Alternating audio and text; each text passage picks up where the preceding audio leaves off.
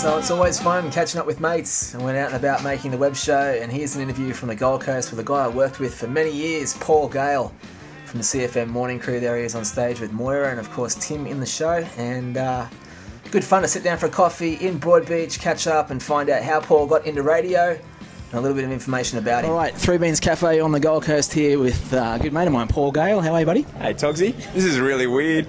You interviewing me? It is a bit. It's a spin out, but you know, the show I do is all about stories, dude. So how long have you been in radio for? How did it all come about? It's 20 years next year, so you've got me on the cusp of an anniversary, which is pretty cool.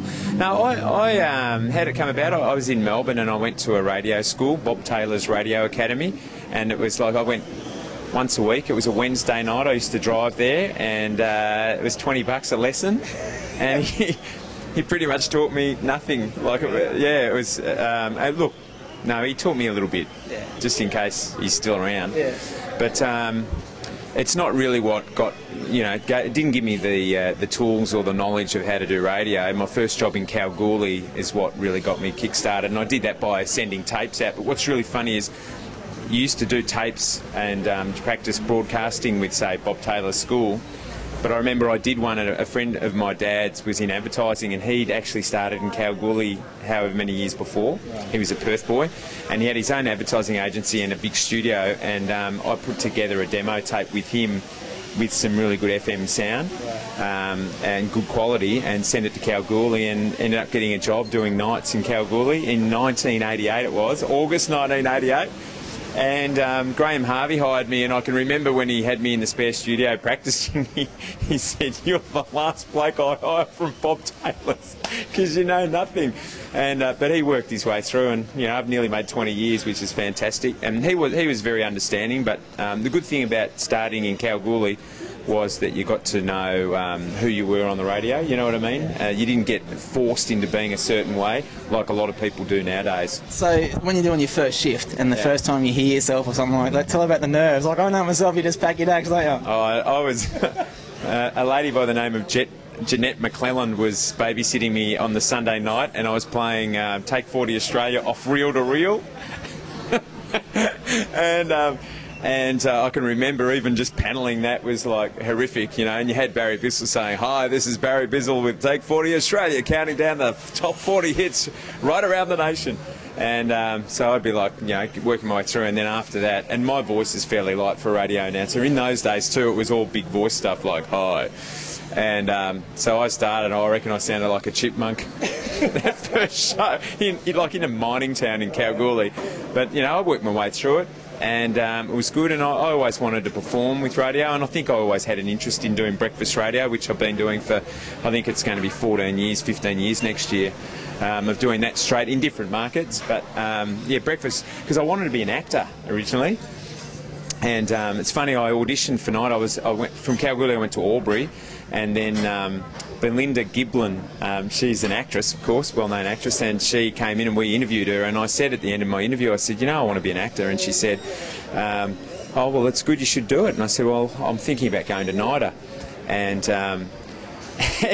and she said, "Well, that's good if you need any help," and I just sort of noted that down. I kept her contact, and sure enough, I rang her a while after applying for NIDA and getting all the forms and everything, and I said, "Look, you mightn't remember me, but I did an interview with you on the radio. Can you help me with my audition?" And she sort of said, "Yeah, yeah." And I said, "Look, I've got three pieces to learn, and I'll fly up to Sydney, and if you can see me, that'd be great." So I had to learn a Shakespeare piece, King Henry, and I did another piece from a play called The Glass Menagerie. And I can't remember the other one that I did, but it was to do with Anzac Day. And so I did the three pieces, learnt them in the lounge room at home, had really no theatre background at all, and not even like, you know, I did a little bit, I was the Mikado of Japan at school, in the school musical, that's about it. Yeah. But I always felt the urge to perform and, you know, in some way act. And so I went to her, and she took me into her husband was a set designer, and she took me for the day and went through it all, and she was doing steaming at the time, and she had said to her cast, and she told me this afterwards, she said, "What if he's really shit? You know, well, how can I tell him that he shouldn't audition?" But sure enough, at the end, she said, "Look, you could be a chance," and Eventually I auditioned down in Melbourne at a place called the Jam Factory. And I can remember I was really, that was nerve-wracking, and it was the first time that they actually held auditions in front of everyone else. So usually you'd go in front of a panel of actors and people in the business, and that would adjudicate you, and then you'd come out and see everyone else out there. But all the other people auditioning were actually in the auditorium, and you did it in front of them as well. And I can remember one of the actors said, "Okay, you all need to warm up," and having no background at all in drama, you had all these people doing their voice exercises, brrr, and I'm standing there stretching my hamstrings because the only warm-up that I would have done was playing footy for Oakley. So in the end I thought, I'm doing the wrong thing here, so I went and had a wee and came out and auditioned. I got through 4 call-ups, and I got down, that day there was over 100 there, and I got down to the top 5 that day, so they said, okay, you're round to the next round. So I caught the train back to Albury. A couple of weeks later went and auditioned again, and I was out probably in the first one. So if I got through one more, I might have got into NIDA. They were only accepting about 26 from 16,000 entries or whatever. So what's it like now that you've been doing radio? Yes, you've been doing radio all over the place. Where's some of the places you've worked at? Well, I started Kalgoorlie, as I just said, which is funny, the tour that was out the back. That's 6 kg it was, and actually I locked myself out once.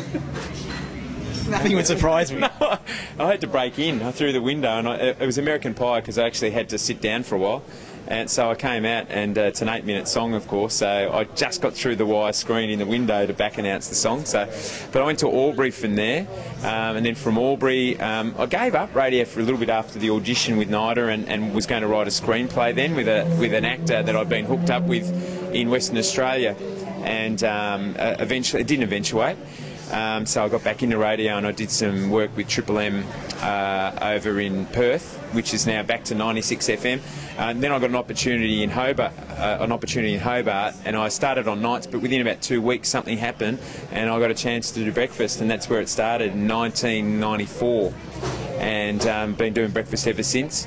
From there I came up to the Gold Coast and had it was only a short time, but it felt like a long time. I really had a lot of fun on the Gold Coast, as you know, because you were with me. And then I got the opportunity to work with Oz Stereo down in Adelaide, and I did a breakfast show there, which was really successful. But it turned out that it wasn't for me.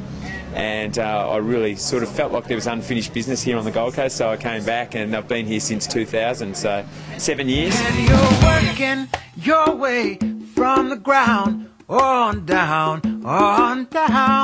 your way from the ground on down, on.